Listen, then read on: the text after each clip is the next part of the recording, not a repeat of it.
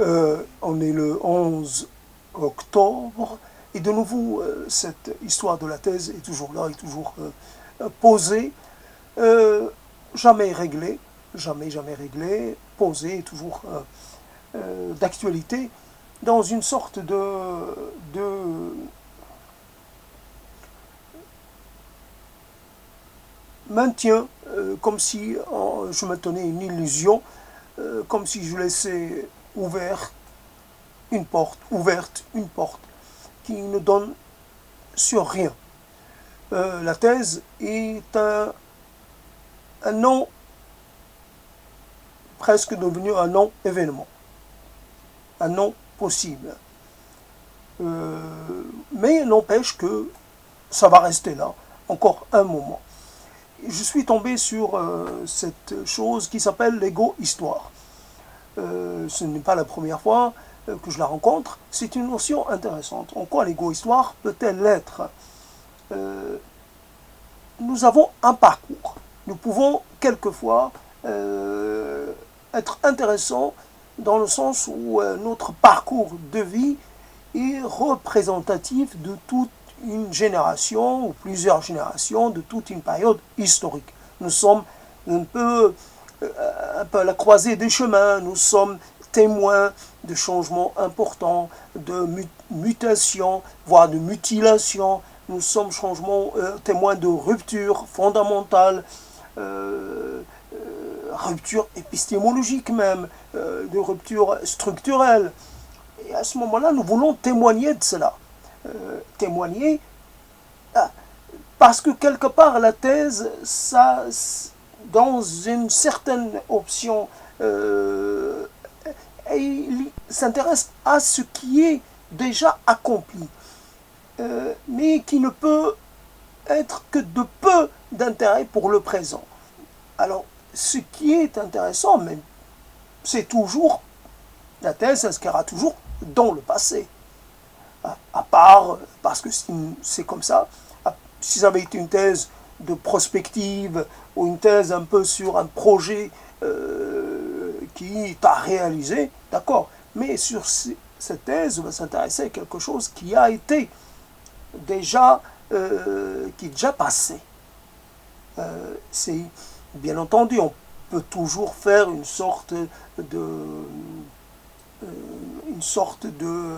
coexistence de trois modes opératoires dans le temps, le passé, le présent et le futur. Seulement, c'est difficile de parler du futur, presque quasi impossible, quelquefois de faire des projections. Du présent, il nous manque toujours des éléments parce c'est ça le problème, parce qu'il n'est pas totalement clair. Le présent est quelque chose qui se forme au fur et à mesure. Alors, le passé, on peut le limiter de façon artificielle, de façon arbitraire. Mais il est possible de le faire. Avec le présent, c'est une chose pas possible. Donc le passé, mais nous pouvons profiter des leçons de ce passé. Parce qu'il permet la compréhension de ce qui peut se passer à l'instant même. Le passé n'est pas tellement... n'est pas fini, en quelque sorte. Il est lié, d'ailleurs, il est lié au présent. Il y a une communication entre eux. Pour prendre une décision, je m'appuie sur les précédents. Toujours, je m'inscris dans un passé, dans le passé, dans l'antériorité. C'est ce qui permet à ma décision d'avoir plus de chances d'être efficiente. Sinon, si je me fais sans appui sur le passé, je risque de faire une erreur qui est archi classique, etc. Parce que, voilà, donc il y a des données. Donc l'égo-histoire, c'est soit son ego, mais pas du tout dans une sorte de vision d'une relation à un destin individuel. C'est tout sauf cela. C'est soit dans un champ ouvert, un champ multiple,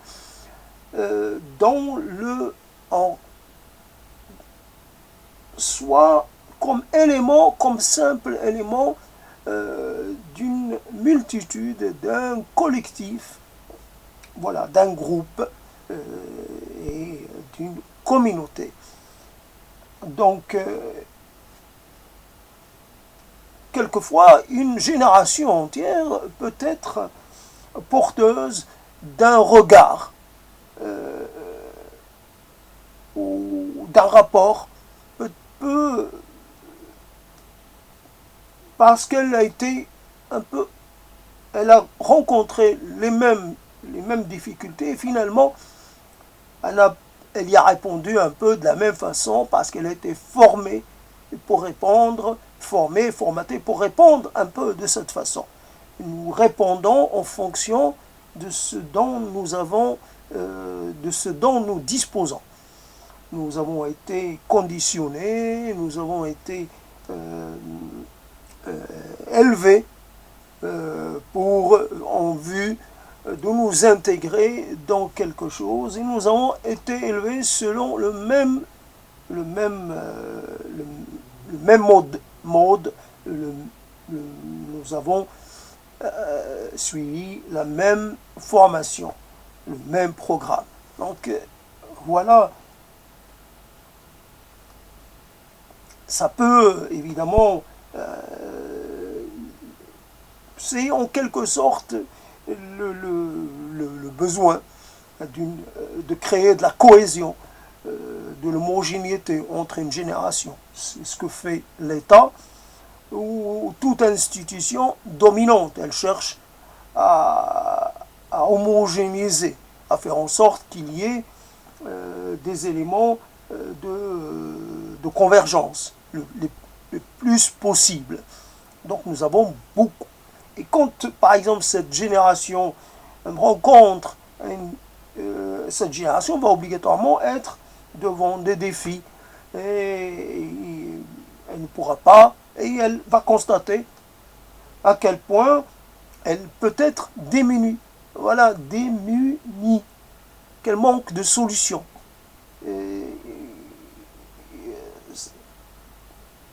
On peut se poser la question de savoir, il y a certaines formations qui ne débouchent sur rien, qui ne sont pas valorisées ni valorisables, style les humanités, etc. Il y a trop de gens qui se dirigent vers les humanités sans savoir pourquoi. Mais il n'y avait que cette option-là. Et quand nous choisissons une spécialisation dans le cadre des humanités, des sciences sociales, nous rencontrons là des difficultés sans nombre. Quelquefois, il n'y a pas assez de matière pour tout le monde. Alors il faut un peu se battre pour traiter d'un sujet que tout le monde voudrait traiter. Il y a là une rareté dans le matériau lui-même. Alors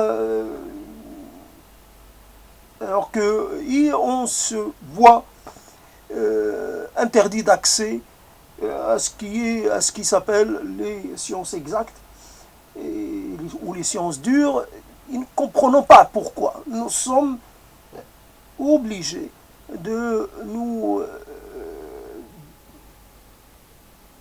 d'être uniquement dépendants ou être les spécialisés dans un domaine et pas dans quelque chose de plus ouvert, plus large, etc. C'est pas que ça nous est strictement interdit, mais les éléments, on nous a un peu formés pour qu'on puisse se séparer les uns des autres. Qu'il n'y ait pas un tronc commun qui puisse... tout ce qui est, par exemple, sciences dures, ça ne peut pas être envisagé sans une sorte d'articulation avec la réalité sociale, par exemple. À quoi sert une amélioration technique ou une théorie scientifique, si elle n'est pas corrélée à quelque chose dans la vie, si elle ne peut pas servir, bien sûr, les exemples sont légion, évidemment, de ce que peut faire la recherche fondamentale, par exemple, ce que peut permettre de, de, de, de faire la recherche fondamentale, et puis à la recherche appliquée, il y a tout cela. Et donc, bien entendu, comprendre, par exemple, la théorie, je ne sais pas, physique, des électrons, etc., permet peut-être, c'est peut-être ça qui a permis de mettre en place ces machines que nous utilisons, dont nous profitons, si je puis dire, dans le domaine médical, parce qu'elles permettent d'aller voir très profond dans la structure du corps humain et ainsi déceler les problèmes, essayer d'intervenir pour pallier aux défaillances de ce corps. Mais on va dire que c'est le problème de la complexité des savoirs. Un savoir, pour dominer une matière, il faut y passer beaucoup de temps. C'est une histoire de disponibilité temporelle. Nous n'avons pas le temps, sinon nous sommes obligés de nous inscrire dans une voie et pas dans toutes les voies. Voilà, donc il reste qu'il y ait une sorte de frustration, bien sûr, et un regret, une nostalgie. Je me trouve séparé des mathématiques, cela me cause du chagrin, tout simplement. Parce que j'estime que j'en ai été éloigné de façon, j'allais dire, arbitraire ou de façon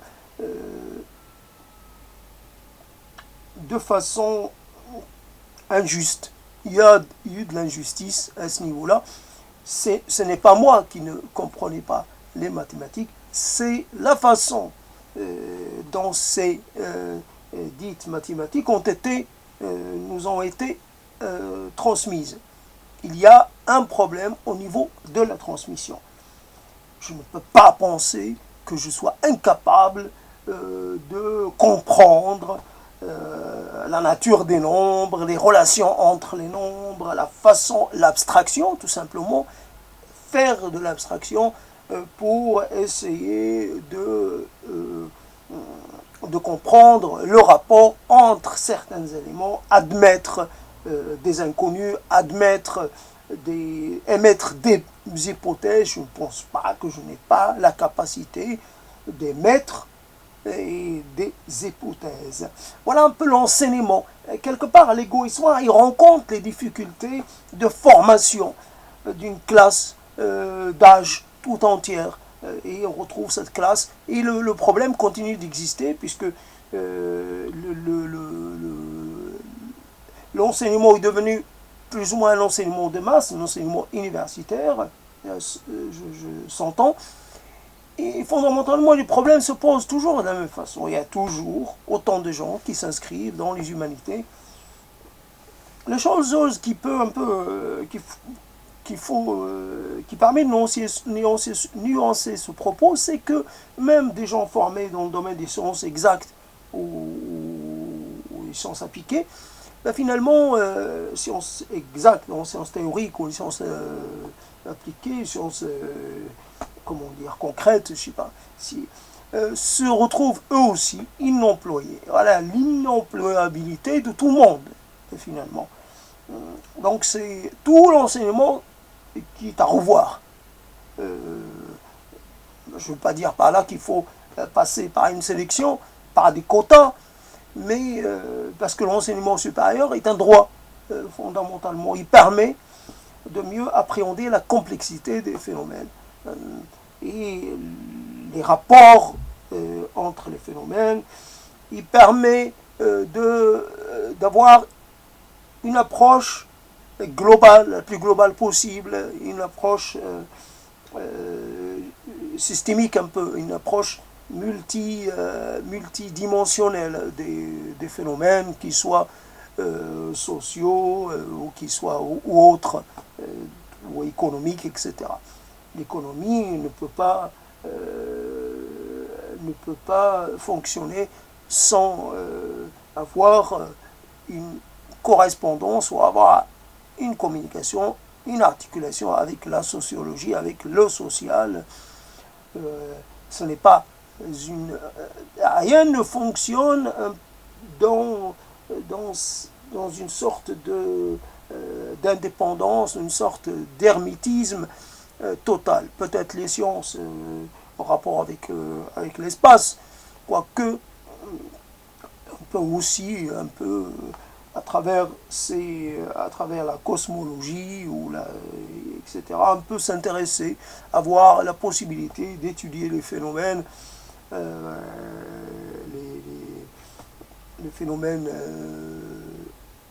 spatiaux, et en même temps peut-être un peu apprendre à mieux connaître les divers objets qui passent tout près de la Terre, pour peut-être un peu les connaître, apprendre à en estimer la dangerosité, etc. etc. Donc garder un œil sur l'espace, sur le cosmos, permet là aussi d'avoir une sorte de bénéfice très concret.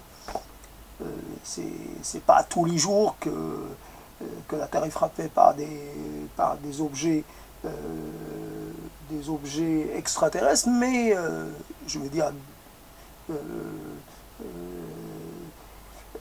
pas les objets d'une certaine dimension. Bien sûr, les météorites sont là tous les jours, ils en tombent, mais ça ne constitue pas une source d'inquiétude, de danger. C'est plutôt ce qu'on appelle les géocroiseurs, je sais pas, des choses comme ça. Voilà donc l'égo-histoire. Comment en fait, moi et toi, et nous tous, et l'ensemble de gens qui nous correspondent, pouvons nous inscrire dans le siècle, dans notre époque, et en même temps garder aussi un certain lien avec le passé,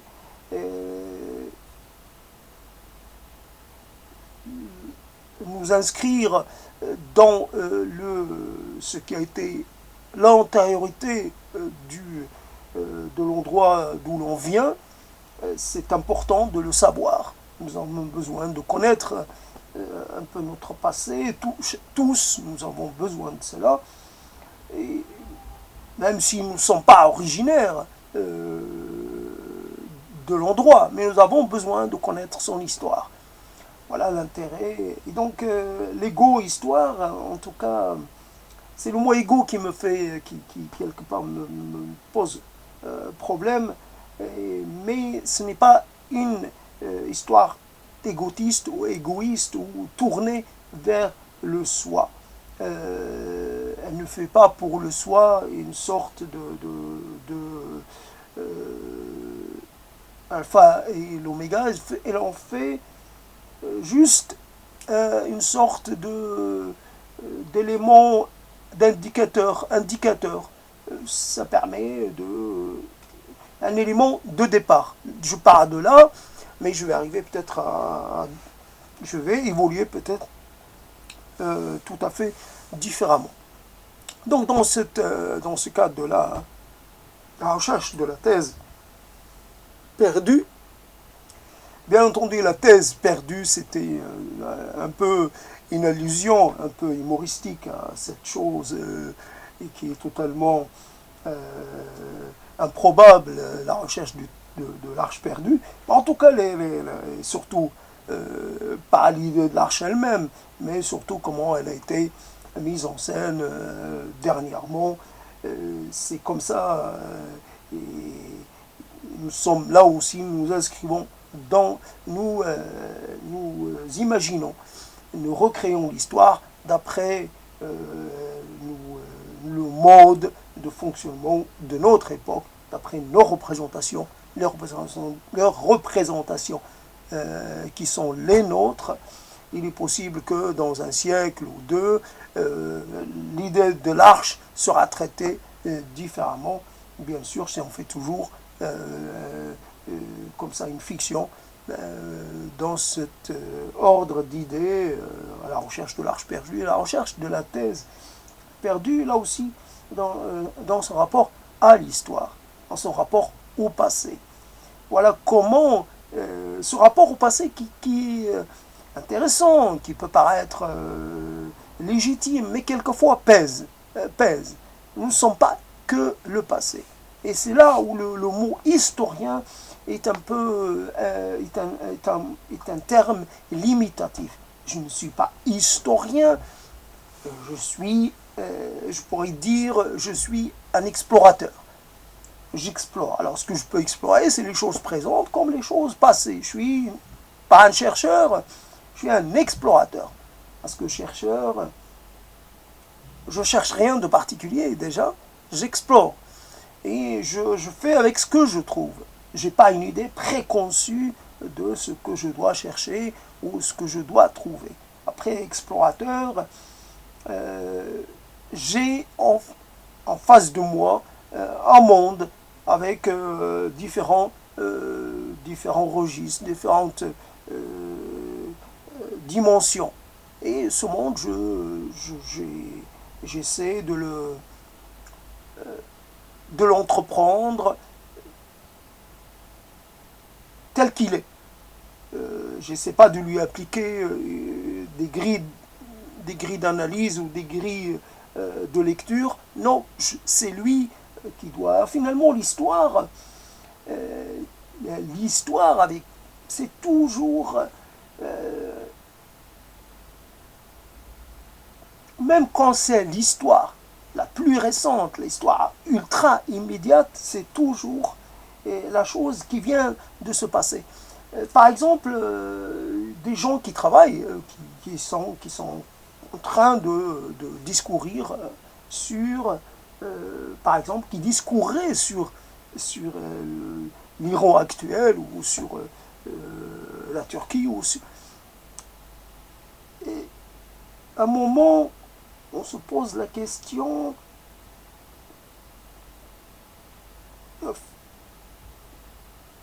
que faire l'histoire de la chose qui est en train de se produire. Mais pourquoi faire? En fait, finalement, voilà le rapport au passé. C'est quoi faire? Pourquoi faire? Si ça avait été pour réparer quelque chose, si on répare par exemple une faute, un péché originel, si on doit restituer leurs droits des peuples, mais parce qu'on estime que c'est nécessaire à la survie de ces 10 groupes.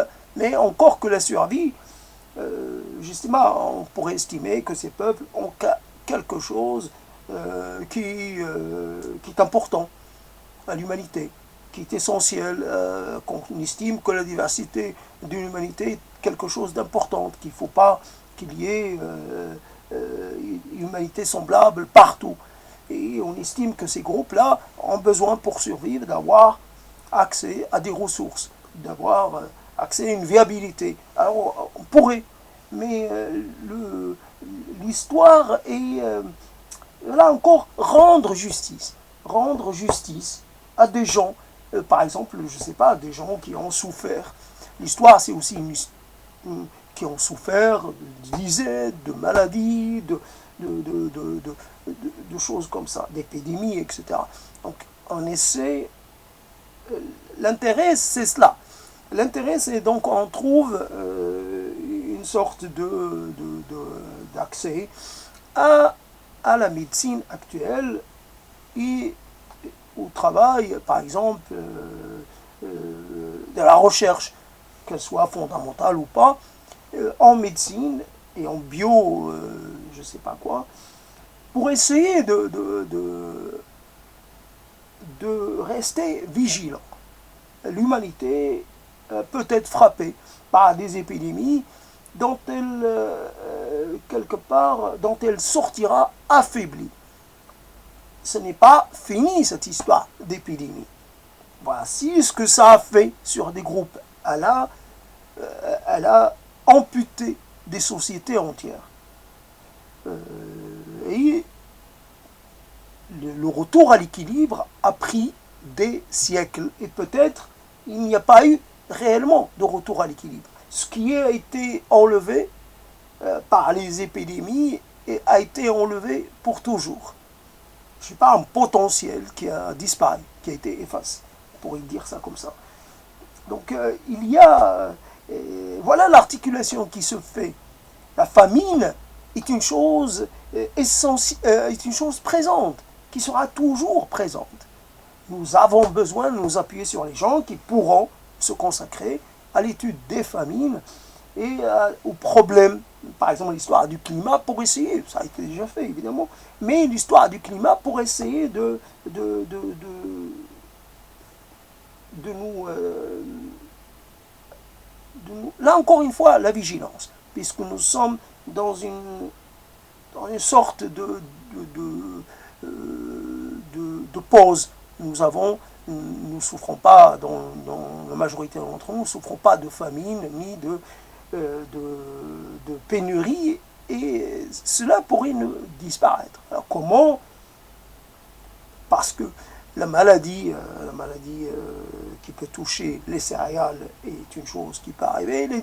Les déséquilibres climatiques peuvent se produire, et ce n'est pas une histoire du changement climatique. Ça a toujours existé, les périodes de sécheresse, les périodes de ceci ou de cela.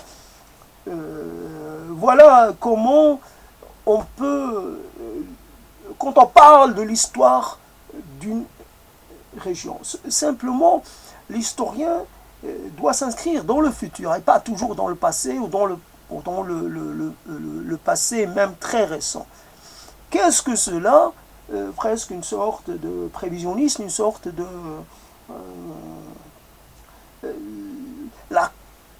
l'état d'une société. Même, on pourrait même étudier le rapport de cette société à son histoire. Qu'est-ce que cela peut produire comme orientation? Qu'est-ce que cela peut avoir comme effet sur les choix des citoyens ou des membres de cette société? Il y a des déséquilibres, il y a une histoire qui, peut-être l'histoire et la façon dont elle est racontée, peut-être qu'elle est défavorable à certains groupes. Et ces groupes-là vont essayer de récupérer un peu leur estime de soi. Ils vont essayer de rétablir leur propre vérité. Et donc c'est quelque part une situation potentiellement génératrice de conflits et de tensions et de guerres, voilà, d'instabilité, etc. Donc finalement, c'est vrai, l'égo-histoire et même la façon dont les frontières sont délimitées. Bien entendu, je parle vite, je suis sûr qu'il y a des passerelles entre les diverses branches des sciences. Mais je le dis à ma façon, j'ai besoin de le dire. Ces passerelles, peut-être qu'elles existent réellement. Voilà, donc par exemple, étudier les autoritarismes politiques. Est-ce que l'étude de ces régimes, elle sert à quoi? Elle sert à éclairer les mécanismes de ces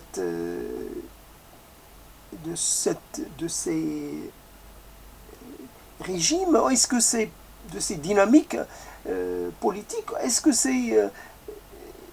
à quoi ça peut servir si on ne cherche pas derrière, en ultimité, un moyen de résoudre une fois pour toutes le problème de l'autoritarisme, dans le sens où pour nous c'est une voie qu'il faut combattre, Donc l'historien ou l'analyste politique se transforme en militant, se transforme en acteur. Il n'est plus seulement observateur, il n'est plus seulement analyste ou dissicateur, il est partie prenante. S'il dit un régime autoritaire, bien sûr, ça peut avoir des intérêts parce que ça oblige à une certaine stabilité, un certain apaisement. Mais cet apaisement n'est que momentané. Les régimes qui tiennent par la peur et par la contrainte finissent par s'effondrer. Et donc, il faut venir après et essayer d'intervenir pour que les dégâts ou pour que les conséquences ne soient pas trop graves. Il faut venir à ce moment-là au quoi le problème du pouvoir est-il un problème encore qui se pose encore, qui se posera toujours? La prise de pouvoir. Pourquoi certains groupes humains, ou certaines personnes ou classes sociales ou autres, je ne sais pas comment on les appelle, cherchent toujours à monopoliser le pouvoir au lieu de le partager dans une sorte d'horizontalité la plus large possible. Pourquoi nous sommes toujours un peu dans cette verticalité et dans cette concentration des pouvoirs entre les mains d'une personne ou d'un tout petit groupe qui va évidemment en profiter pour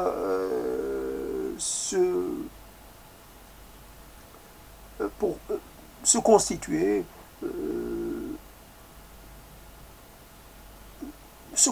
une position confortable, pour se constituer un statut. Voilà. Simplement, voilà comment l'égo-histoire. L'égo-histoire, et voilà comment on se retrouve en tant qu'individu lié, non plus seulement un historien ou quelqu'un qui voudrait s'inscrire dans cette optique-là, mais qui se retrouve en tant qu'acteur, acteur de son temps, qui a une opinion, qui a une sorte de vision, qui a une philosophie à défendre, qui a une orientation, qui fait ses choix, qui a des préférences. Et donc je ne peux pas dire, je ne peux pas enlever le côté engagé et dire, voilà, j'étudie les choses avec objectivité, avec dégagement.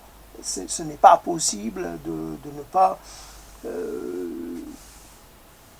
à un moment donné, on peut s'attaquer à des systèmes parce que fondamentalement, ils ne peuvent pas se défendre.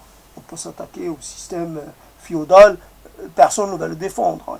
Et on peut s'attaquer même à on peut s'attaquer à la Révolution française, mais on ne peut pas s'attaquer à Napoléon, par exemple. Alors, quand on veut s'attaquer, c'est pas évident de s'attaquer,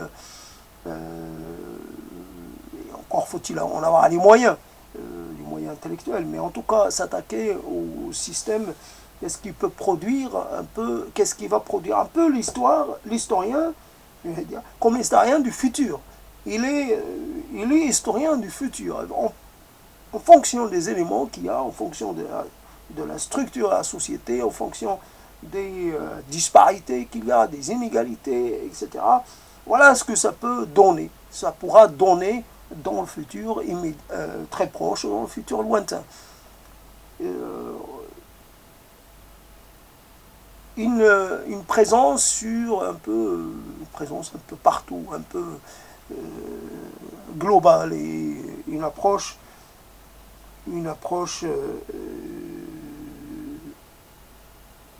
j'allais dire intégrée, je sais pas quoi dire. En tout cas, j'ai fini cette histoire de l'égo-histoire. J'ai pas réussi à vraiment savoir ce que c'est qu'exactement, à déterminer, à définir ce que c'est qu'une égo-histoire. J'ai tenté. Évidemment, il y a toujours la tentation aujourd'hui de chaque fois qu'on veut s'attaquer à un concept ou à une notion, d'aller vers le net Et à ce moment-là, on est bien sûr qu'on peut définir les choses avec exactitude, qu'on peut copier, on peut s'inspirer, mais ce n'est pas... il y a...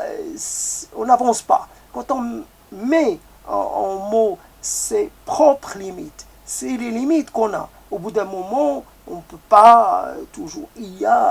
on est l'expression, on est soi-même l'expression d'une sorte de limite indépassable, de quelque chose qu'on ne peut pas dépasser, parce que ce n'est pas dépassable. Chaque fois, le savoir ne peut pas être total. Il arrive à ses limites. Je ne peux pas dire que j'ai un savoir, mais en tout cas, il y a des éléments du savoir que j'ai et que je mets que j'intègre à ce que je peux dire. Simplement, il est très tard quelquefois pour acquérir un savoir. Alors on fait avec ce qu'on a. Avec ce qu'on a accumulé, c'est pas que ça soit négligeable. Il ne faut pas non plus se sous-estimer. C'est ce qui... Il y a quelque chose, alors il faut essayer de faire avec. Il y a des sortes de présupposés, un mode de rapport, par exemple, à des spécialités. Il y a une sorte de regard qu'on porte, méthode de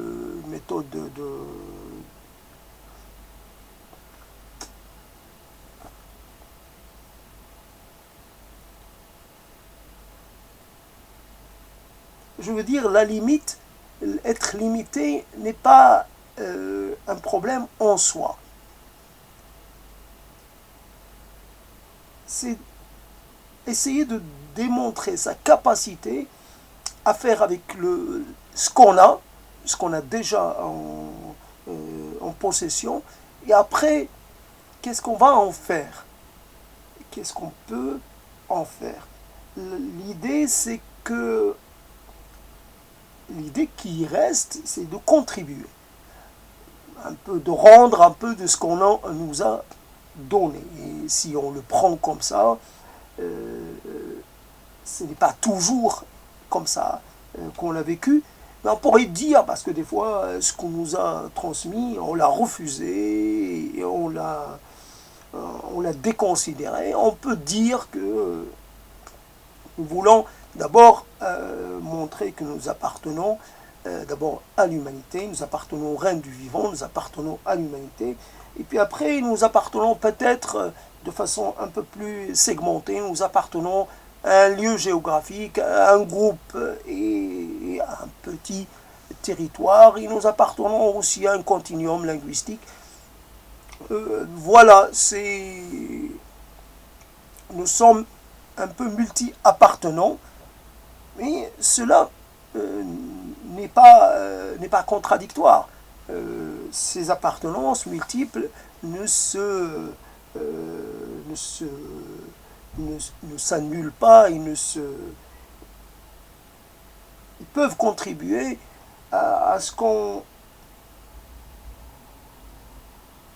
soit dans une sorte de rapport ouvert à l'autre, à la totalité de ce qui comment dire, soit ouvert à tous les groupes, à tous les autres groupes humains, et qu'on soit dans une sorte de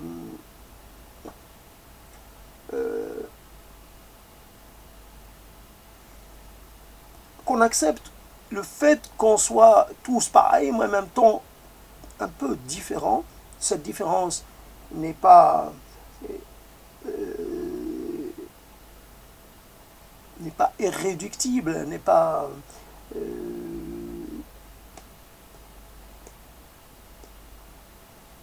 les sociétés humaines un peu devant toujours faire face au même problème, c'est-à-dire se nourrir, se défendre un territoire, communiquer, garder le lien entre les générations, créer les conditions d'une permanence, garder le lien avec le passé tout en restant toujours présent dans le présent le plus possible, ne pas être entravé par le passé justement, mais ne pas non plus rejeter, ne pas être entravé par le passé, mais ne pas non plus le rejeter. Intégrer cette multidimensionnalité et puis évidemment de préférer plutôt collaborer avec les autres groupes plutôt que de s'opposer à eux et de garder ces distances. Ah, je sais pas, je suis fatigué, donc c'est pas évident. L'égo-histoire, hein, on se perd. Simplement, je récupère quelque chose un peu pour finir. La perte en elle-même est enseignante. C'est pas évident d'avoir un discours clair et net sur des choses très, pas toujours évidentes à lier entre elles. Quand on n'a pas engrangé un savoir vraiment très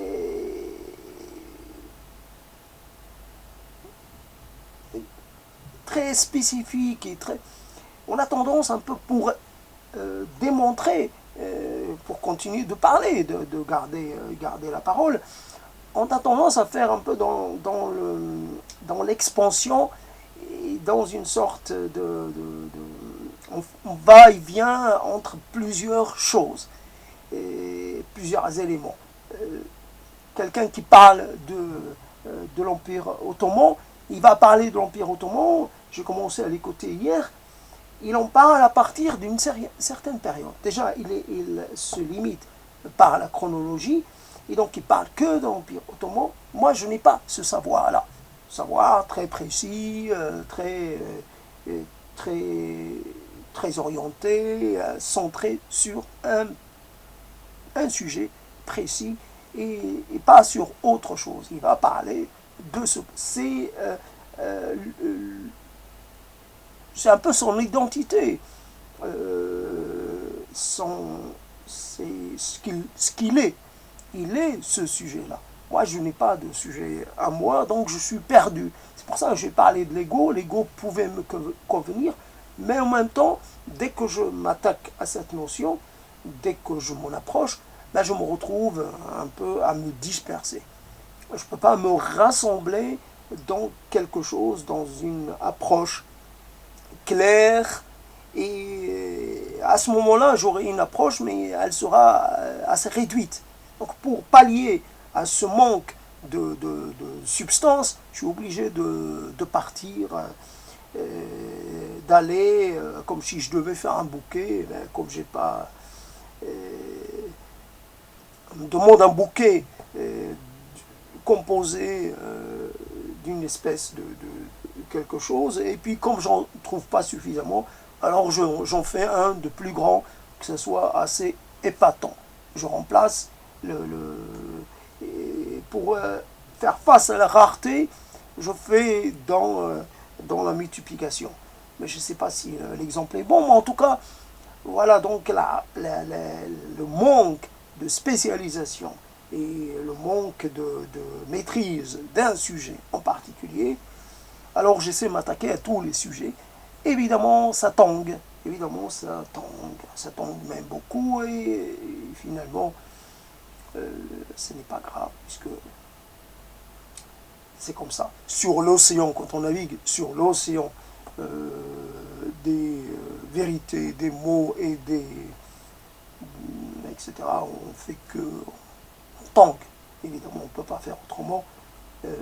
C'est dans la nature même de cette quête. Voilà, donc je reprendrai, j'espère reprendre cette thématique à la recherche de la thèse perdue bientôt.